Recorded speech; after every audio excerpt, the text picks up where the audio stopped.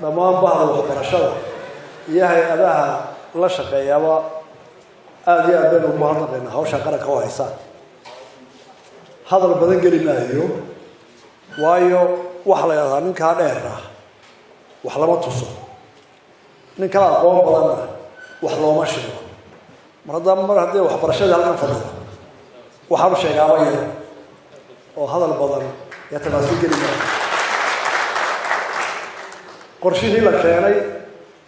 ee doorashadii xisbiga kulmiye ku soo galay qorshihii la keenay ee ku qoraa buugga horumarinta qaranka ee wasaaradda qorsheynta qorshihii ay keentay wasaaradda waxbarashadu ee ka faahfaahsanaa ee ahaa sidaynu meel wanaagsan waxbarashada uga gaadha marka intaa iyo fikradaha badan kale la isu wada geeyo iskuma diidani fikradaha inaynu halkaa gaadhno inaynu tacliimteena wanaajino in daayarteena aynu wax badan baro oo ay ka qayb galaan adduunka aqoontooda iskuma diidani su-aasha dastuurdiina waxay seebaynu u gaadhaynaa maxaynu tallaabo u qaadi laanahay inuu waxbarashadeenu kor ugu qaado maxaa waxbarashadii qaranka ay aad tayadeedu hoos ugu dileetahay aynu uga calaacalayna xageebay dhaliishu ka jiraa inaynu isla galayno oo aynu saxno ayuubaa muhiima waxay la tahay inaynu barnaamijkaa fulino waxa koow ka ah inaynu dhaqaalo helo qorshaha shanta sane soo socda wasaaradda waxbarashada waxay u baahan tahay 300 milyan oo lacagta Mareykanka ah si aynu u gaarsiino heer waliba ka ugu sarreeya adduunka aan ahayn dhexdhexaadka waxbarashadeena oo ay uga qayb geli karaan dadka warshada ay soo saarto warshada waxbarashadu waxay soo saartaa si adduunka noqon karo wax ka qayb geli kara oo ka socon kara waxaan fikireynaa saddexdaa boqol sano ma heli kartaa marka hore anigu waxaa leeyahaa si dhib yar baynu heli kartaa maxaa iyaa naga akrinaya tusaale yar baynu eegaynaa waa iswada saamaysaa anigu waxaa leeyahay waxa ugu horeysa ee lacagtaa in laga hortaagan waa fikirka ummadda Somaliland madaxyada jooga say markuu fikirayso oo u baahan in wax ka bedesho fikirka caamka ee haystaa waxa weeye dadku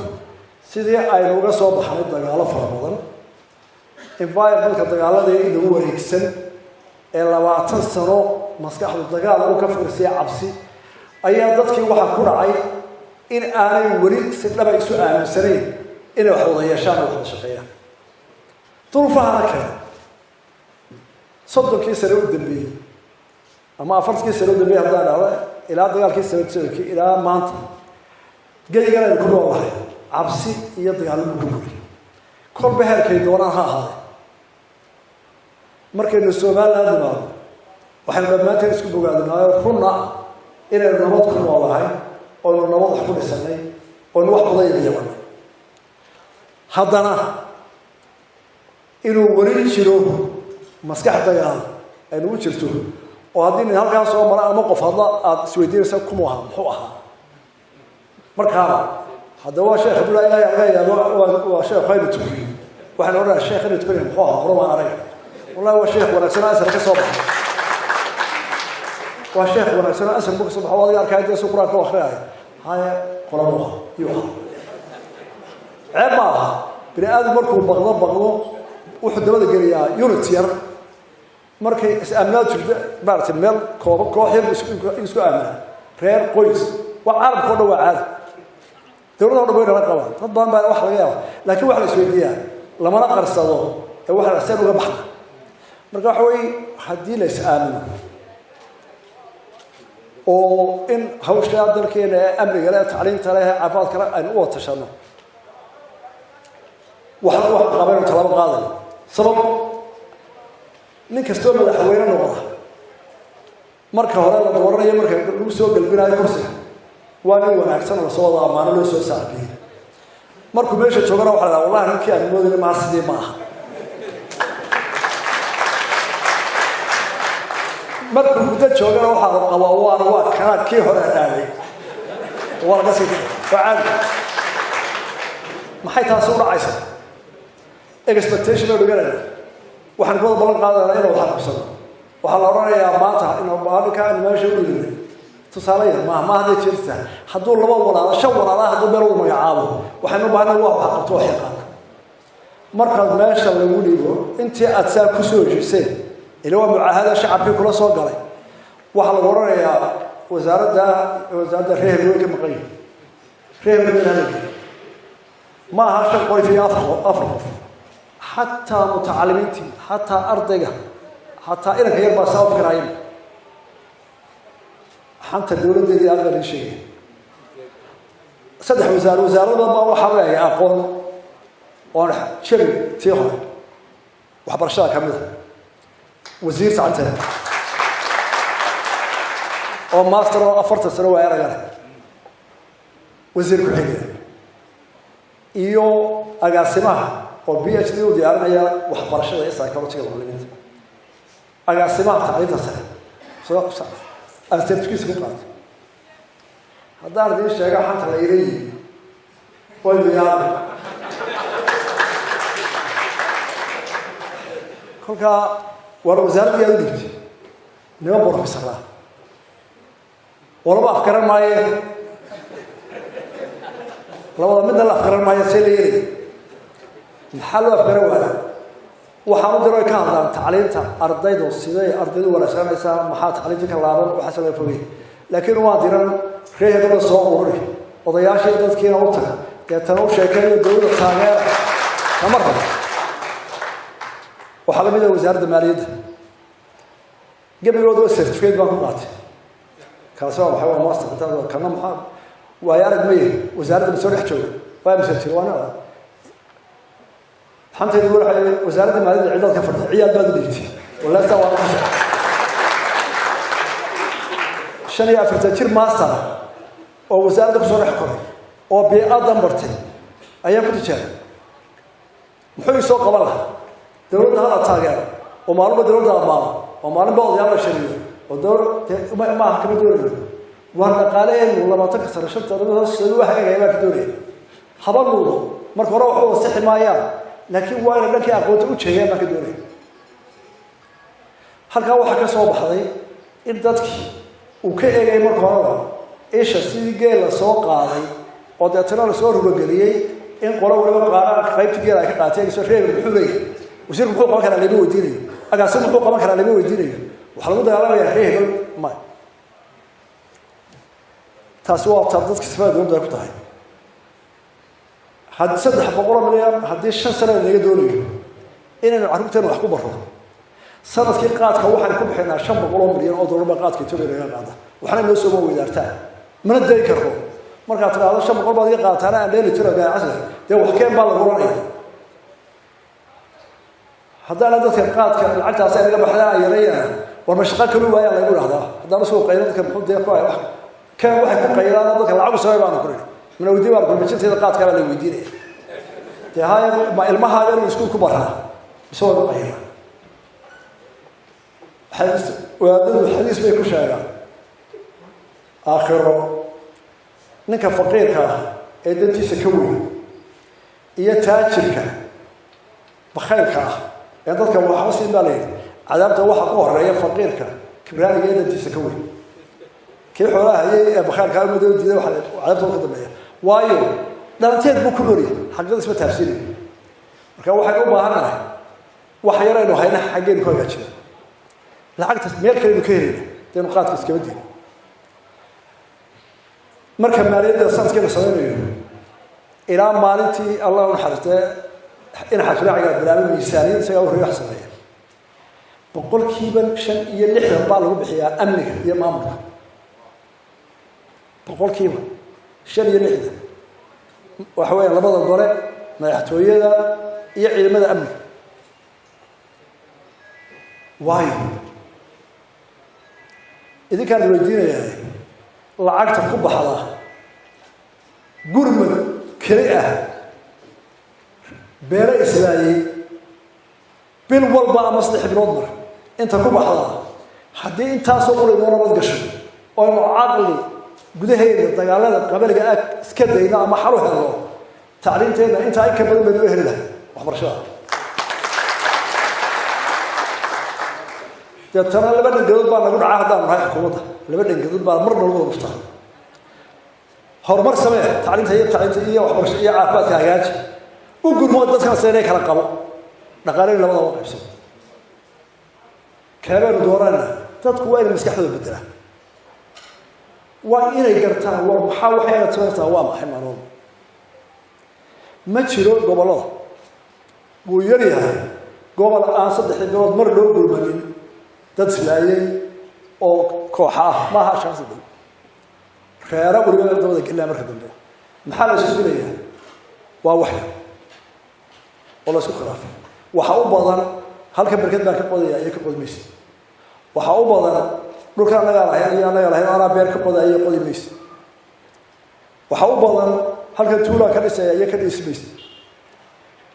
dawladdu maxay kala qabowday dadku maxay kala hadlay dawladdu iyada tiraysan iyada baqti markuu wasiirka dakhliga ama duqi magaalada haddii uu soo saaro qorshe la raaco asad dadka diido oo iyagoo xoogan oo reera ka soo horjeedsan ay hub soo qaataan intii naamidna oran maayo inta ciidan talla iyo ka hortag haddaan qabo waayo dawladdu waa baqti oo tarto haddaan laayo dadka labada cilmi islaamiyada soo gurana waxa la yiri war mi waashaysa waxa ay dawladdu xalay marka fardi waa la qaban karaa shan qofna waa la qaban karaa dambiga laakiin dad sas qabo markay wax yar soo qaataan ba hub iyo qabiilo kala baxaya waxay u baahan dadkii in aad iyo aad waxbarashada iyo aqoonyaha aan u jeedino dadkii ina fikirka ka duwan keenaan marka waxbarashadii lacagtii la siin lahaa waxay naga lutaa meel aynaan garin fara badan tu kala timaada dawladdu waxay ka dhisantay dadku ku heshiiyay inay iyana qorshe iyo maamul keento ay horumariso shacabka oo bixiya dhaqaalaheeda oo cashuur iyo kii waxaysta wax waajibo shaki kala jira oo kala mid ilaa sida ay uga sasnay dawladdii dictatoriyada siyaad barre ee loo dagaalamay عقدتي دولة لقى قاضي دولة waa ظالم oo way kugu soo socotaa oo way ka dhaqaalaysaa iska celiyo waxba hasiinin fikradu ay ugu jirtaa xaga dawladda waxa laga rabaa inay taabeeriso dawladdu ay hubiso waxa loo dhiibay ammaan tahay oo xoolaha dawladda qofku ka taajirey waa ciidaatay oo socota dad badan oo dawladda u shaqeeya ama Soomaaliya waxa laga yaabaa dawladda baa arag iyo dawladda xisaabisa iyo qof la qabto oo la dawladda inta qaadan dadka maxaa dhacay qofka caadi ma aaminsan dawladdu lacagta ka qaadaa inay wax ku qabanayso wuxuu aaminsan yahay kaliya culus inuu nijeeb ku shaqeeyo taasi waa waajib qolada dawladda saaran inay u hawl galaan shicibkuna uu ka caawiyo oo waayo waxa lagu caawinayaa hadduu imika nin dawladda ka mid yahay lacag oo la qabto intii sidii qabiilka in laga ergelo soo galay ma jira qabiil inankoodu musuqmaasuq ay yaqaano ma jira inankoodu qabiil wuxuu yahay marka alqaataaba reerka oo dhan oo duwan ku mara ku leeyahay warni wanaagsan buu ahaa warsa waxaan dee macna mara way dhacdaayeen oo wuxuu musayriyay inaga daa waa psychological dawladdu waa la amsani marka waxaan waajibaa koow in dawladdu la nadiifiyo oo dhib badan laba taana waanu ballan qaadayna waanu wadayna laakiin waa hadii aan shirkana gacan ka helo waa in madaxweynuhu saxaa ku xigeenkiisa ku dara wasiirada saysaa ka mas'uul oo hubiya marka uu hubiyo inuu waxa uu tuuran jiro in qayrad salama qabo laakiin waxaan ka doonayaa inaan dee aanay imanin guutada hortaagan reer loo jeedo aray soo oo marka hore saarnaa ka heshiiyay anigu waxaan qabaa haddii maskaxeena bedelo oo ay qodobada dib u eegno inay tacliinta u helayno lacag caafimaadka lacag u helayno haddii kale nin kasta oo dardarciya shicibka ka xoog weyn mar hadduu shicibka wixii maskaxdiisa aanay halkaa u jeedin dhibaatada soo jeedin tu kale loo baahan inuu ka xoreyno inuu is eegno maalin walba waxa ayna gargaartaa hay'ad yar meel ka timid ma naqaan lacagta cid bixisay ma naqaan waxa meesha laga soo riimayaa mid baan isku raacsanah oo inta wada wadaagsan dad kala soo bixiyay badalkooda lacagta qayb kamid ah yaan la leeyahay kiniisada ka soo ururiya oo isku gudbinaya markaynu inagu soomaali muslimaan nahayna waynu iskala qab weynahay kiristaanka iyo qolada gaalada psychological iyo iimaan ahaanba miyaan inagu ceeb ahayn in intii aynu jirnay lixdanka sanoo dowladda ahayd ilaa maanta aynu dawarsi maxaa nala siiyey un aynu ku noolahay weliba ku faano walaahi hay-ad halkan oo mista waa xiriir wanaagsan hayaa baryahanba wax iyo raajinayo waxay bashimka fayl baa iga soo baxay miyaanay ka khayr noolay ilaa maxay nagu abuuraa haddii annaga aynu faylka bilowna intu wankii aan bilowday inaan ka abuuro maanu faylkii hay-adda qaadaama soo uma baahan fikradaanu kaga bedelo inuu idhaa war maxaynu sidaa ku bedelaa waxyaalo badan baynu baahan in maskaxiyan u fiirsano oo ay ugu horreysa tahay is-aaminada oo ah qabailka dhexdiisa iyo dowladda iyo dadka oo qolo walba dhinaceedu ay xoogga saarto waxaan ku soo ururinayaa waxaan aad iyo aad ugu mahadnaqayaa bacda waxbarashada macallinka marka la dhahdaa macallinka waxaan ku mataali karaa islaan faqiira oo toban carruur ah hooyada faqiirkii haddii laba xaboor hodhay oo soo heshay caawa carruurta cunay tiraahda ayaga ka weyn baa idhaahdaa wardi hooyo iyo reero hooyadi madax ka maray waxaad tiraa hooyay haddaad idinku cuntaan anna waa macallinku weligaa taasi ma noqo waxay ku shaqeeyaan muhashaharada ugu yar ilaa intaynu ogeyn annaga wax soo mareen macallimiintaydii baa joogta beeshaana malaya cidi caafimaadkeedu ma eegto waxay ku niyadsiiyeen inay idhaahdaan ma hadduu ardaygaygi meel gaaray anna waan gaaray dhibaato kasta ha qabay aad iyo aad mar mahadnaqayaa macallimiinta iyo baada waxbarashadooda waxaan kusoo gunaanadaya hawshan aan wada qabano qof walba dhinaciisa ka joogo wasaaradda waxbarashada waxaanu ku garab gelaynaa inaanu gaarsiin imika waxay maraysaa 8 iyo waxba boqolkiiba ay miisaanka ka maraysaa marka loo eego dhibaatada haysta way wanaagsantahay laakiin commitment-ka markii uu baaris tagayay ee gelayeen mid 3 todobaad wax lagu siinaya waxaan ku waxay yarayn doonaa gurmadka beeraha iyaga caqli keenay wad way gaarsiinaa shan sanadta ee tokaas sanadka labaatan ilaahay inuu ku gaarsiin oo ku yaaray waxaan soo ururiyay waxa loo balana inaan baahiyana si caqliyan u eegno oo aynu horumarkeena u wada jeedsano oo dhaliisha isu sheego isla saxno dowladnimada iyo si caalamku u dhisana dee aynu u guuro aynu maskaxdeena aad u xoog bedelaan ku talinayaa aad iyo aad baad mahadsantihiin wasalaamu calaykum waraxmatullaahi wabarakaatuh